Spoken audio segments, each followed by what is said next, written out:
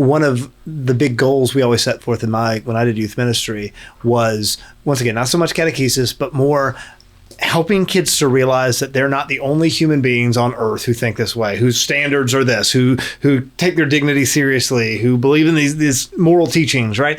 And it is amazing what can happen when even a kid who spends, 5 days a week in some big public penitentiary masquerading as a school, right, being marched around the hallways and indoctrinated by their phones and all the other kids in the media and Hollywood and all this stuff, right, our whole broken culture. When you put those kids in a group of like normal, regular teenage kids and some adults who are not mom and dad, who are saying and trying to take an interest in you. Yeah. And with the same moral backbone, right? With the same foundation in faith, they realize for the first time, I'm not the only kid ever who does this. My parents aren't just freaks. And, because I think they do. I remember being that kid and having this mentality that my parents do this, therefore they must be the only people who ever do this, right? And we're weird and I'm different and whatever. That's cool. That's really big. So what's the website? It's called Kickstart. Okay.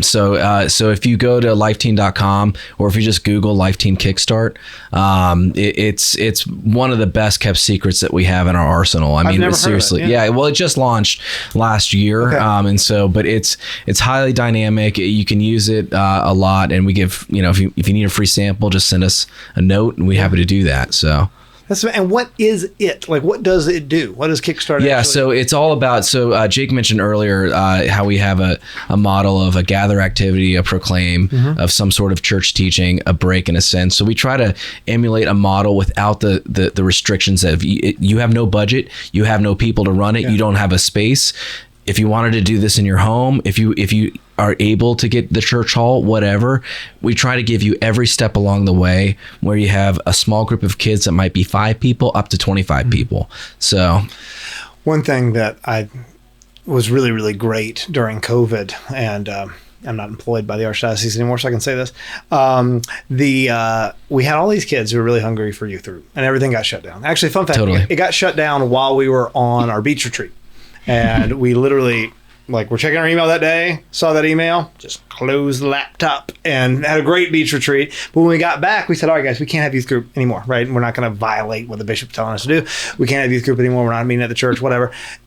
You guys want to have Bible study? You can have Bible study. We can go over to somebody's house. I'll swing by, right? But it's not youth group. And I said, I want to make it really clear. We're not trying to be shady, guys. I'm just saying it can't be an official youth, like an official church activity, but you can still all get together. Me or Andrew or whatever, as long as your parents are cool with it, we'll sit out on your back deck, we'll read the Bible, we'll talk, and then 99% or 90% of it was screwing around and being dumb and eating food and laughing and telling jokes and a movie afterwards or whatever. But we had all these 15, 16, 17-year-old kids who really wanted to read the Bible and talk about it. And so we did that and we kept that going, and it was great for those kids. Just a big fan of that community and getting together, even if it's not officially a church-sponsored youth event.